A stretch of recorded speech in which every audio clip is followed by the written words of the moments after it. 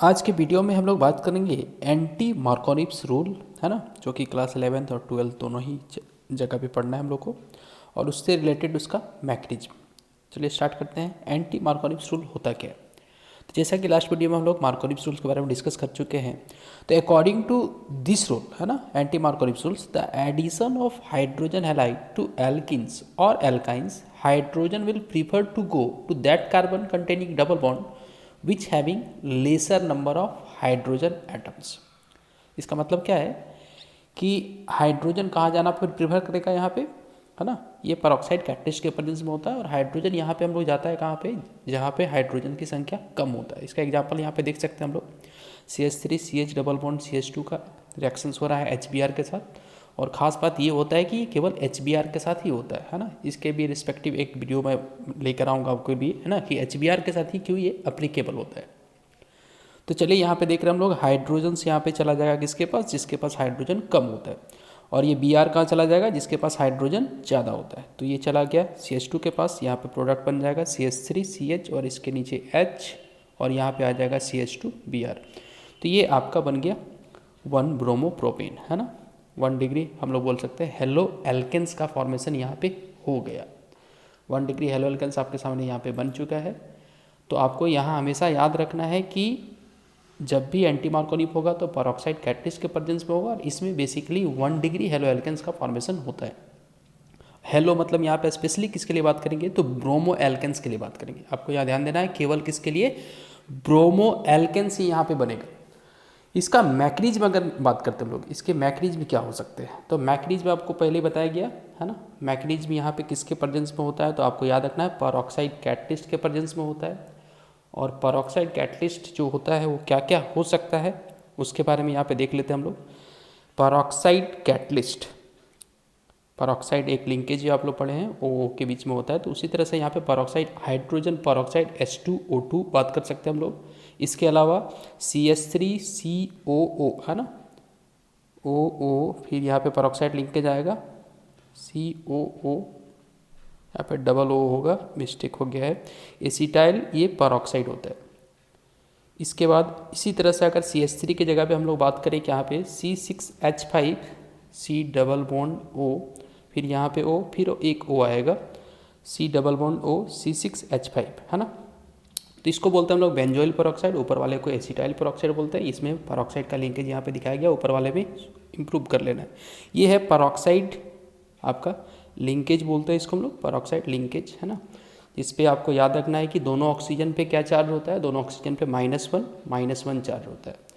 और आपको जैसा पता है कि ये रिएक्शंस जो होता है ये हमेशा पेरोक्साइड कैटलिस्ट के प्रेजेंस में ही होगा, ठीक है। पेरोक्साइड कैटलिस्ट वहाँ पे रिएक्शंस में एरो में दिया रहेगा, तो मतलब समझ जाना ये एंटी मार्कोनिप्स रूल है।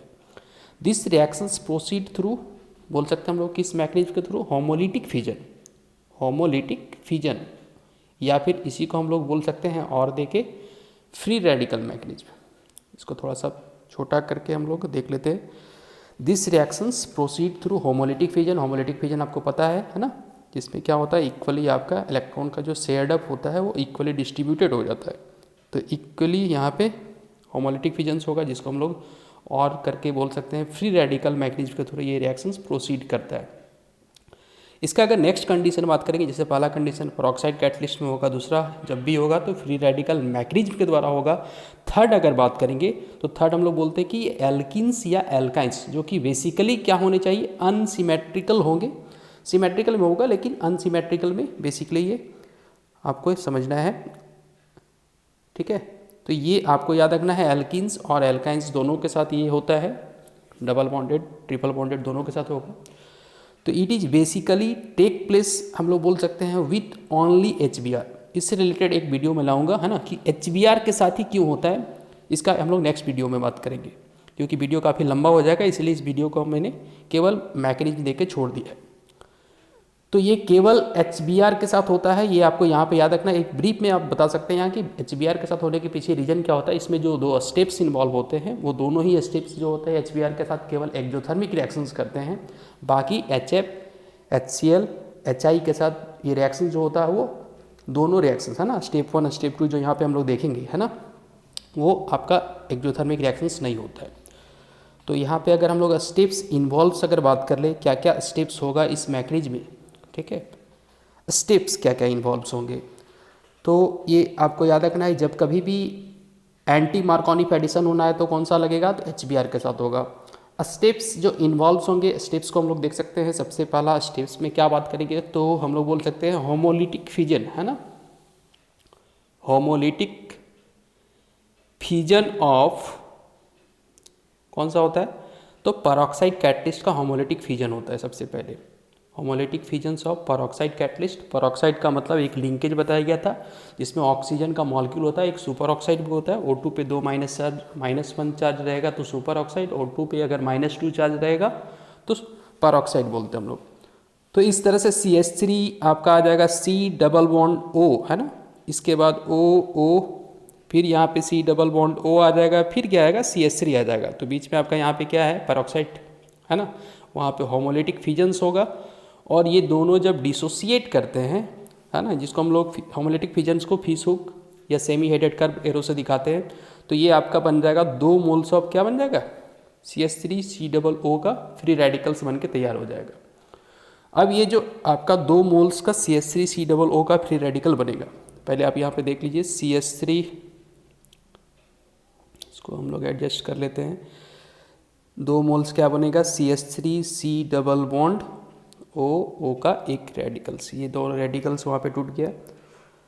एक बॉन्ड को बनाने में 2 रेडिकल्स, 2 इलेक्ट्रॉन्स का यूज अप होता है, तो वही यहाँ पे एक एक इलेक्ट्रॉन करके डिस्ट्रीब्यूट हो गया। CH3 C double bond O और एक रेडिकल, जब ये इसका रिएक्शंस करवाएंगे इसके साथ, HBr के साथ करवाएंगे हम लोग। HBr के साथ जब इसका रिएक्शंस होगा तो HBr में भी होमोलिटिक फिजन्स होगा यहाँ पे। तो H कहाँ पे चल जाएगा, H प्रीफर करेगा जाना किसके पास, जाना प्रीफर करेगा ऑक्सीजन के पास। तो H को ऑक्सीजन के पास भेज देंगे तो यहाँ पे क्या बन जाएगा, तो CH3 C डबल OH, है ना, एसिटिक एसिड का फॉर्मेशन हो जाएगा, प्लस क्या बनेगा, Br का फ्री रेडिकल बनेगा आपका। तो ये जो Br का फ्री रेडिकल्स का फॉर्मेशन यहाँ पे हो रहा है। और HBr का जो बॉन्ड का डिसोसिएशन एनर्जी होता है, हम लोग बोलते हैं क्या होता है, ये एक्जोथर्मिक नेचर्स का होता है।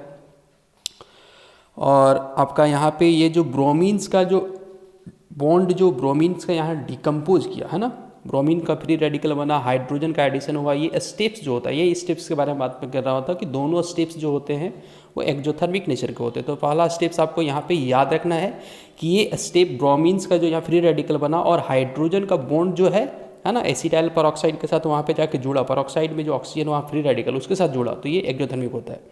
तो रोल ऑफ, अगर कोई पूछता है कि what is the role of peroxide catalyst, तो आपको यहाँ से याद रखना है कि इसका काम क्या होता है, to generate free radical of bromine, है ना, फ्री रेडिकल ऑफ ब्रोमीन को ये जनरेट करने के लिए पेरोक्साइड कैटलिस्ट आता है।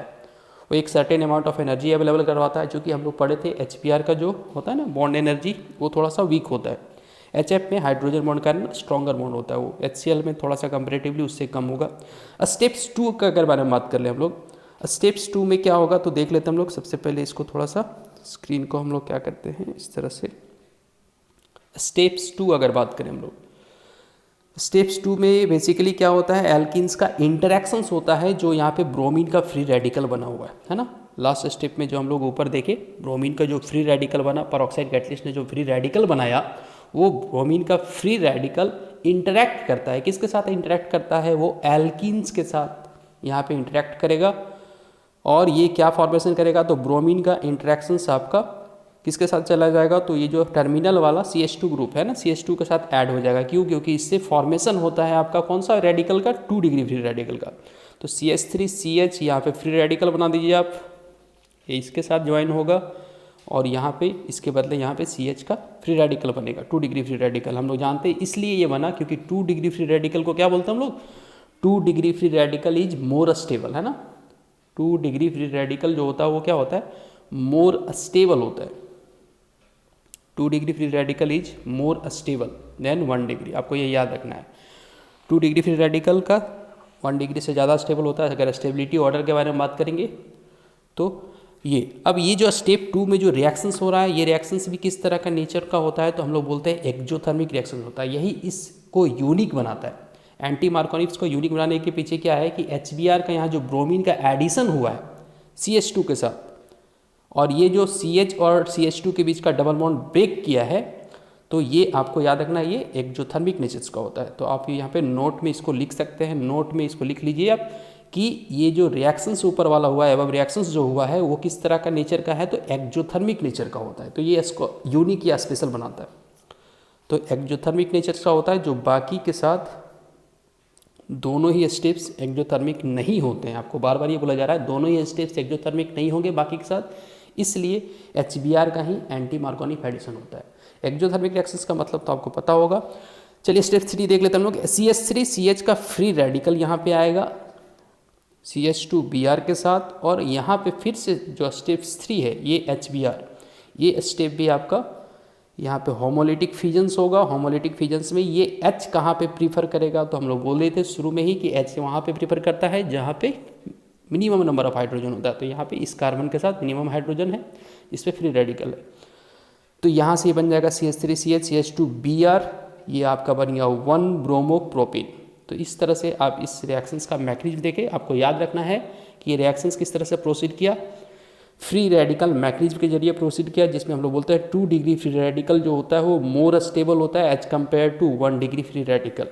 HBr के साथ क्यों हुआ, तो इसके पीछे अभी मैंने बताया कि दोनों ही स्टेप, जो स्टेप नंबर 2 है और स्टेप नंबर 3 है, ये दोनों ही स्टेप्स क्या होते हैं, एक्जोथर्मिक नेचर के होते हैं। तो इस तरह से आपको ये रिएक्शंस यहाँ पे कंप्लीट होता है।